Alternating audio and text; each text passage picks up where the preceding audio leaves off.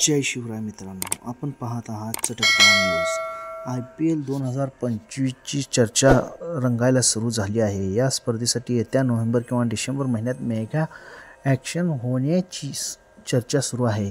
या ॲक्शनपूर्वी मुंबई इंडियन्सच्या खेळाडूंची डिमांड वाढल्याचं दिसून येत आहे। सूर्यकुमार यादव आणि रोहित शर्मा हे मुंबई इंडियन्सची साथ सोडण्याची चर्चा सुरू आहे। रोहित मेगा ॲक्शनमध्ये येणार असल्याचं म्हटलं जाते, तर सूर्यकुमार यादवला KKR संघाने थेट कॅप्टनची ऑफर दिली असल्याची चर्चा आहे। या दरम्यान एक मोठे अपडेट समोर आले आहे। सूर्यकुमार यादवने मुंबई इंडियन्स संघाकडून खेळताना आपल्या IPL करिअरची सुरुवात केली होती।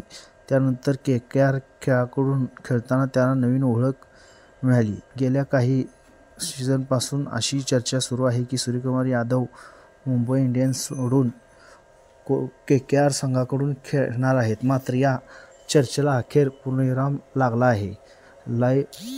एका न्यूज चॅनल वृत्ताशी बोलताना मुंबई इंडियन्सच्या एका सूत्राने दिलेल्या माहितीनुसार सूर्यकुमार यादव मुंबई इंडियन्स सोडून कुठेही जाणार नाहीत। लोक लक्ष वेधून घेण्यासाठी अफवा पसरत आहेत, मात्र सूर्यकुमार यादव कुठेही जाणार नाहीत। सूर्यकुमार यादव हा मुंबई इंडियन्स संघातील प्रमुख फलंदाज आहे। 20 आंतरराष्ट्रीय क्रिकेटमध्ये तो अव्वल क्रमांकाचा फलंदाज आहे। त्यामुळे मुंबई इंडियन्स संघ त्याला सोडण्याची रिस्क घेणार नाही। मुंबई इंडियन्स त्याला रिटेन करू शकते। सूर्यकुमार यादवचा रेकॉर्ड पाहिला तर त्याने IPL स्पर्धेतील 150 सामन्यांमध्ये 3594 धावा केल्या आहेत। या दरम्यान त्याने 2 शतक आणि 34 अर्धशतक झळकावली आहेत।